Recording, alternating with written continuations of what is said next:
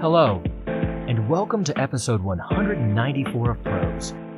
This week, fear the living trees as much as the dead, and beware the sticks reaching out from the dark. Please do consider heading over to prosepodcasts.com, our one-stop shop for all things prose. There you can find links to social media, episodes, a shop for swag, the show's Patreon, and more. On social media, please do like and share away, and most importantly, do consider subscribing, rating, and or reviewing wherever you grab your podcasts. Thanks for listening. Let's get to these October spooky tales, shall we? This week we have In the Season of Leaves and In the Season of Sticks. Enjoy.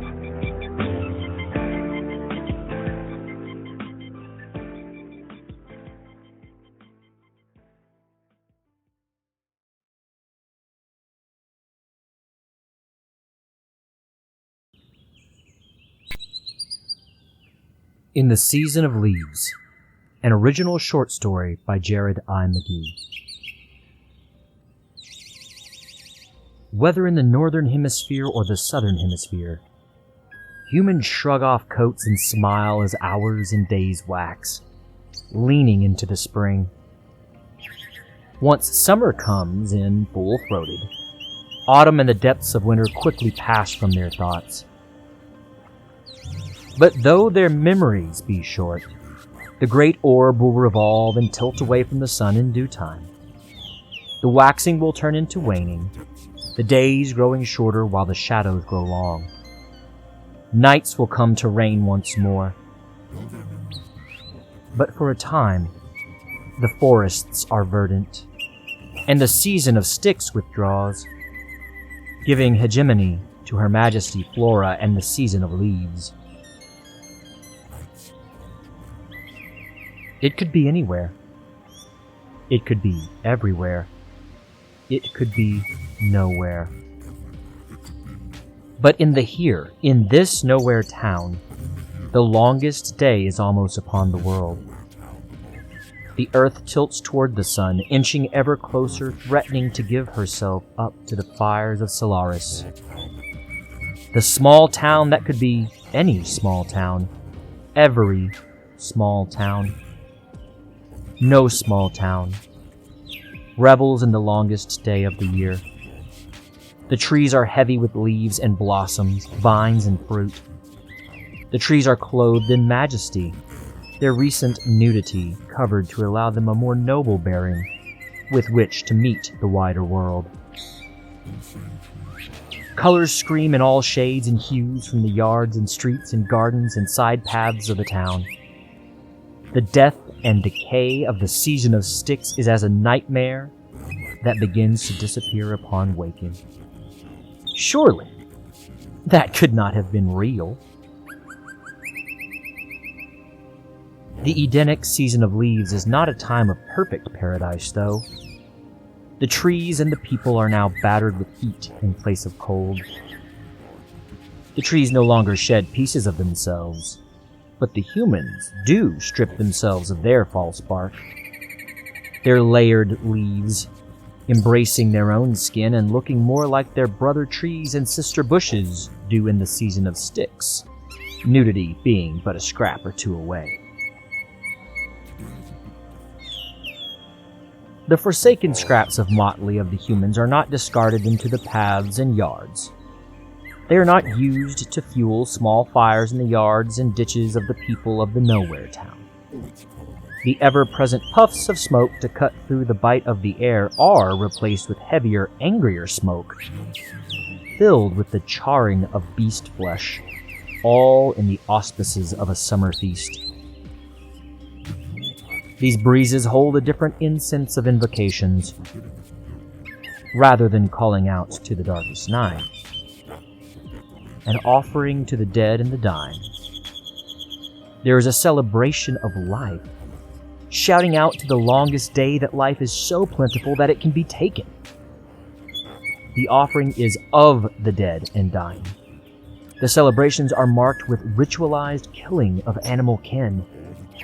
Litha has come to the world. Today is an entirely normal midsummer day, giving away, albeit slowly, to an entirely normal midsummer night. No abnormalities present themselves. Joy of the warmth and banishment of the season of sticks overflows. The utterly expected seasonal warmth makes the people of the Nowhere Town not just let their guard down. It makes them forget that there are reasons to keep one's guard up, even amid the revelries of Litha and the season of leaves. They know to beware the shadows of wintertime, but they ignore the shadows of the summer. Knowing it is the heart of summer, in fact, makes forgetting nearly impossible.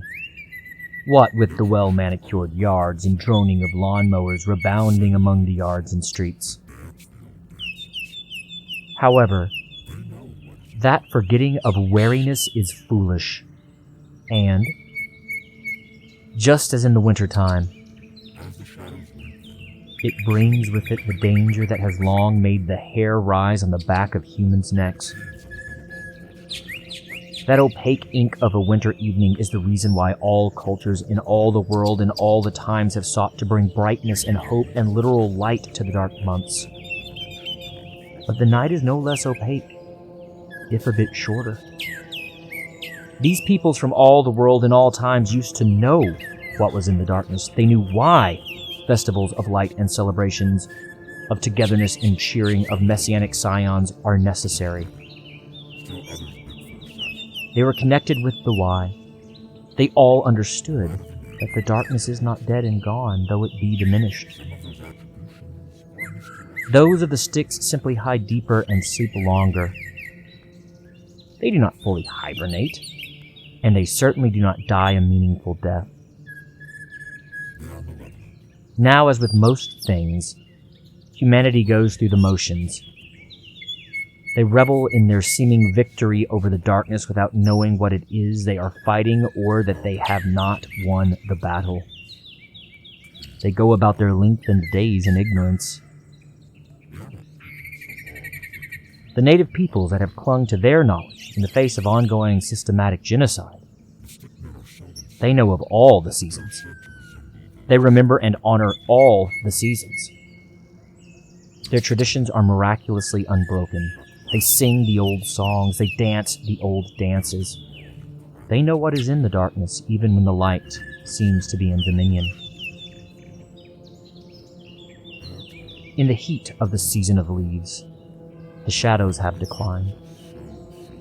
Thus, the hunting grounds of the stickmen have declined as well. The caves on the billabongs of Australia have white-painted versions of the stickmen, sometimes credited with the kills of the bunyip. The northern reaches of Scandinavia blame lost men and women on the frost giants' songs. But this is the work of the stickmen. The native peoples of the Western Hemisphere actually directly reference these beasts of the winter months. Some yell Wendigo, others Yeti, so others Bigfoot or Sasquatch. In the summertime, those names have added to them declarations of Burryman, Apple Tree Man, Ent, and far more regularly, Green Man and Blooderwood. No matter the name and no matter the monster, some of those attributions are a misdirection from these eerie, too skinny, long-limbed things. They are malevolent. They are dangerous. They dwell in the dark places of the world. Deep forests, swamps caught in eternal twilight, the darkened floors under the canopy of the jungle, caves dotting the coasts. They are not picky, so long as they keep from the light of day. And though the light of day reigns in the season of leaves, the kingdom of the stickmen does not falter. They simply must exhibit more patience than usual. they must be more discerning in their hunt. Unlike in the depths of winter, the stickmen are seen more regularly by hikers and those seeking solace in the green spaces of the world. With the heat bringing on more verdancy, they are said to still resemble those discarded appendages of the trees. Skinny, dark brown, and green in skin. But the summer months see them camouflage themselves alongside their flora cousins. They are too long and craggy to be human, though they look like spindly abominations of the human form. And they look swelled in size, with the blooms and leaves and blossoms with which they bedeck themselves in the heated months. They are tall. Too tall. Their arms and their fingers are so long. They can reach all the farther from out of the shadows of forest canopies to grasp those that do not know to shun the darkness of the wooded depths, and those that do not know that the summertime holds ills and evils, just as the winter does. The stickmen are nocturnal and Hibernian, preferring the darkness and the cold. They will make do in the heated tropical places of the world. The stickmen prefer the colder places, but those sneaking horrors do not need that cold to survive. No. They have lived before humans ever took their first steps and do not recede so easily. The peoples whose memory is long say that the stickmen cannot use language, but they can parrot and mimic the sounds of speech.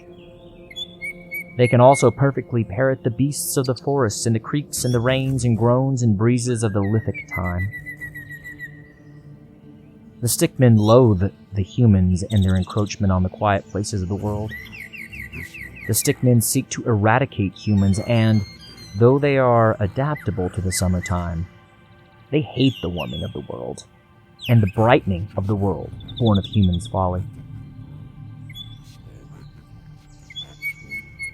So there, in the nowhere town, that could be anywhere, that could be everywhere, that could be nowhere. The sun is setting grudgingly, but setting all the same. And there is a wayward neon yellow frisbee stuck in a blackberry bush, roughly 6 feet into the undergrowth, bobbing ever so slightly on the too warm breeze laden with smoked flesh. With each push from the summer air, the frisbee jostles just a bit deeper into the bramble, becoming more difficult to see, but still visible enough to tempt a child into retrieving it before it is forever gone. The neon yellow frisbee was thrown by a young boy out with his friends. The boy only just having realized he had forgotten to go back for his prized toy, bidding his pals farewell and doubling back to snag the plaything so as not to be admonished for losing yet another one. He is just now inching toward the bramble as the frisbee seems to burrow its way further in. The frisbee is embraced by the leaves and branches and vines and thorns. The little boy will reach for the frisbee. He will see the deep golden eyes, only just visible in the waning summer light.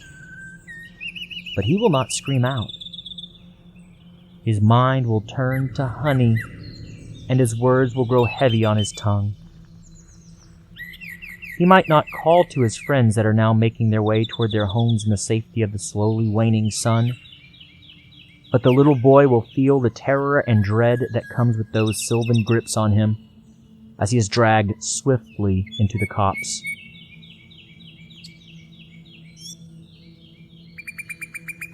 It could be anywhere. It could be everywhere. It could be nowhere. But in the here, in this nowhere town, the last light of a mighty day has become embers and the longest day is passing. A family is just now realizing the little boy and the yellow frisbee is not hooting and hollering alongside his troop of playmates. He has not come home to be late for a supper of grilled hamburgers and hot dogs. Their realization comes far too late. as he is now deep into the woods, the weakened but not defeated darkness holding him as the mighty summer sun retreats. The animal sacrifices continue to burn. The false lights ignite, desperately trying to chase away the darkness, just as they do during the winter months. The great orb may have revolved and tilted back toward the sun, and it is the time of the raining of the light. But, though the cold and the dark may have retreated, dark happenings in the nowhere, the anywhere, the everywhere, can still occur in the warmth. Here in the Tempus Ligni Vivi, here in the season of leaves.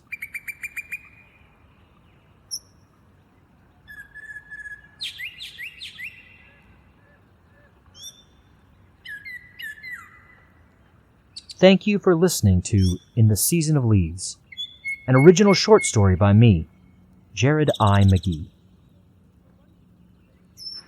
Next up, listen to the winter companion to this tale, In the Season of Sticks.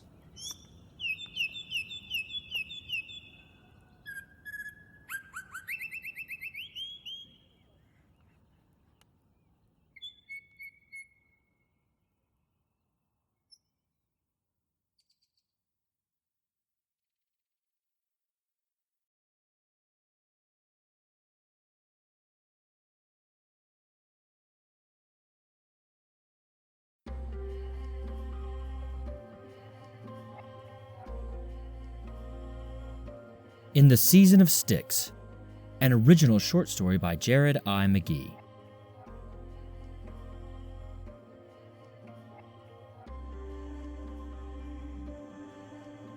Whether in the northern hemisphere or the southern hemisphere, humans shrug off coats and smile as hours and days wax, leaning into the spring and forthcoming summer, autumn and the depths of winter quickly passing from their thoughts. But, though their memories be short, the great orb will revolve and tilt away from the sun in due time. The waxing will turn to waning, the days growing shorter while the shadows grow long. Nights will come to rain once more.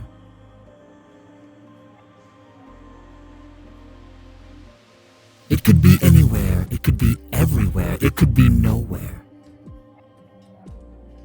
But in the here, in this nowhere town, the longest night is looming.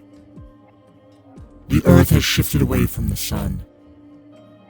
The small town that could be any small town, every small town, no small town at all, is waiting on the edge of the longest night of the year.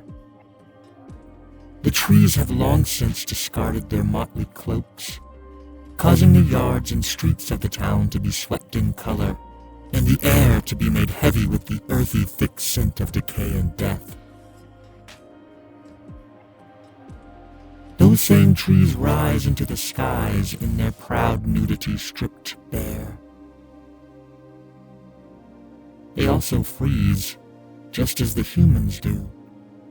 But unlike the humans, they also shed the pieces of themselves that the cold and the season of dying requires they must. Long and skinny, knobby and wiry, thick and bark-ridden, their forsaken pieces join the scraps of motley in small fires in the yards and ditches of the people of the nowhere town. Puffs of smoke go up into the air, filling the breeze with the incense of invocations to the darkest night, an offering to the dead and the dying. Today is a bit different. Though far from the autumnal abnormalities of temperature and weather patterns, this darkest month feels of what once was called an Indian summer, though it's come a month too late and the term has fallen out of favor. The unseasonable warmth makes the people of Nowhere Town let their guard down. They know that it is winter time. The Yuletide is just a few days away, in fact. So forgetting is nearly impossible. What with the blinking lights and the stacks of decorations littering the yards and streets.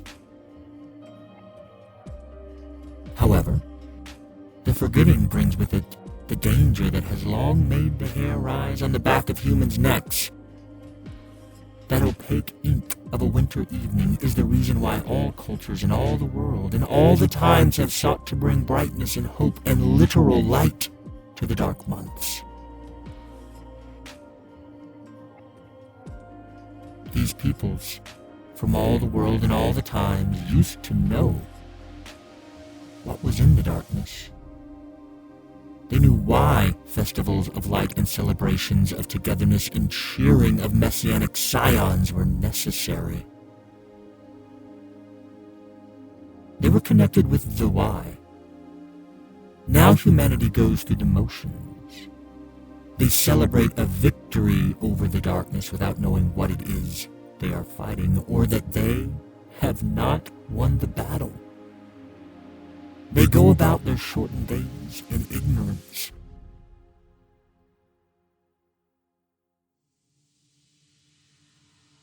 The native peoples that have clung to their knowledge in the face of ongoing systematic genocide, they know. They remember. Their traditions are miraculously unbroken. They sing the old songs. They dance the old dances. They know what is in the darkness.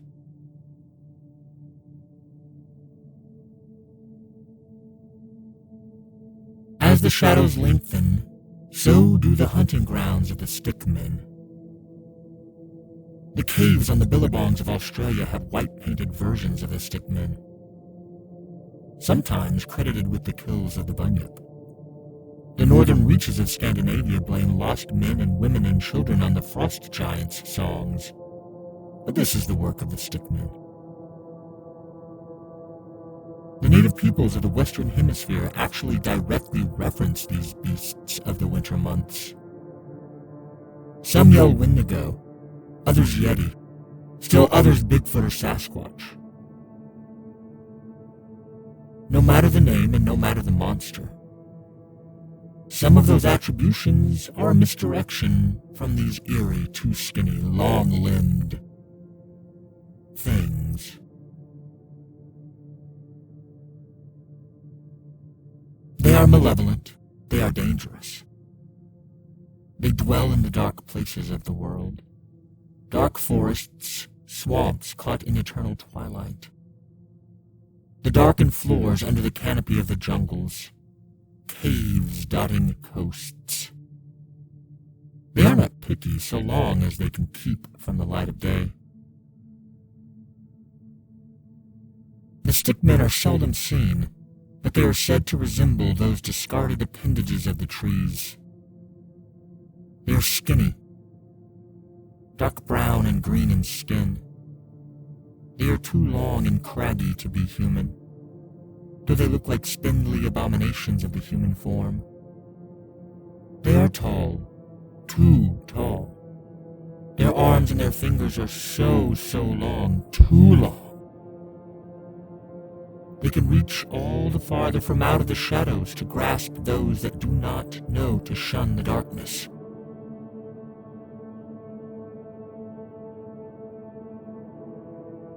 The stickmen are nocturnal and Hibernian, only existing in the darkness and the cold. Places whose winters are milder do not escape these sneaking horrors, though. The stickmen prefer the cold air. When those months of rain come, though they may not bring snows, those more tropical places will be touched by their terrible presence as well.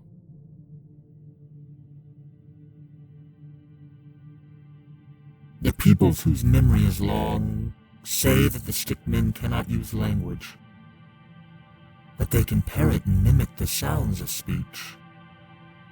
They can also perfectly cast the sounds of the beasts of the forests and the creaks and groans of the winter forests themselves. The stickmen loathe the humans and their encroachment on the quiet places of the world. The stickmen seek to eradicate humans and hate their warming of the world and their brightening of the world.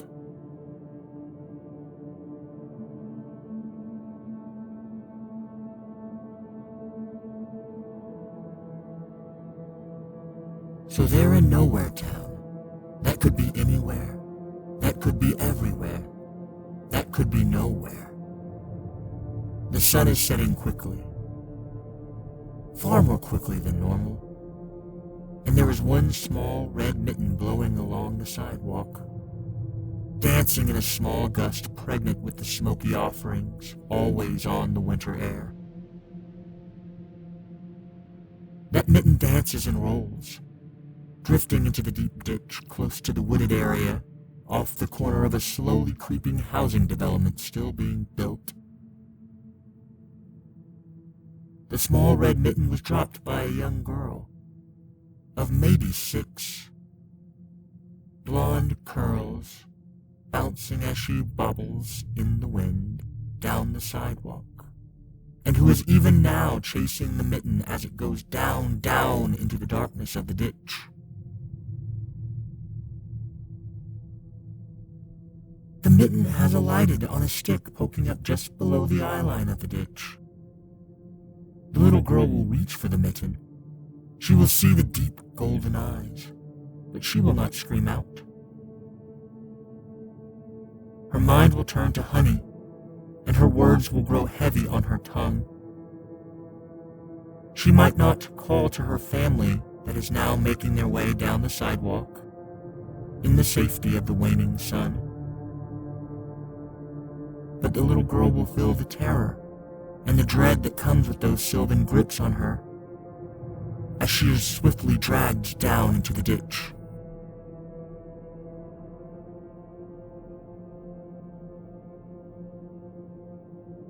It could be anywhere. It could be everywhere. It could be nowhere. But in this Nowhere Town, the last light of the day has begun to die down and the longest night is here. The family is just now realizing that the little girl with the small red mittens is not strolling and flitting around them.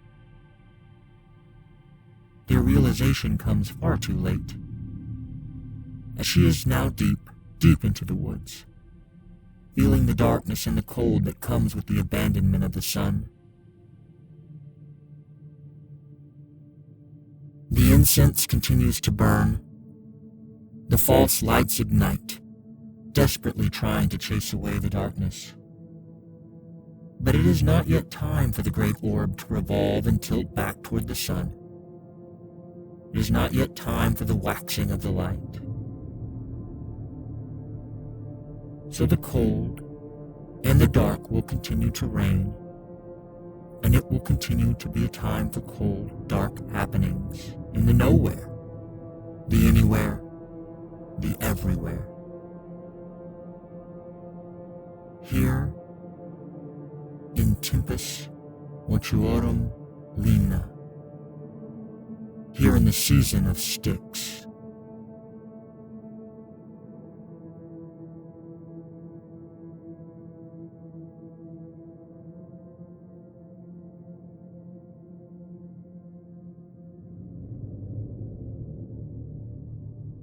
Thank you for listening to In the Season of Styx, an original short story by me, Jared I. McGee.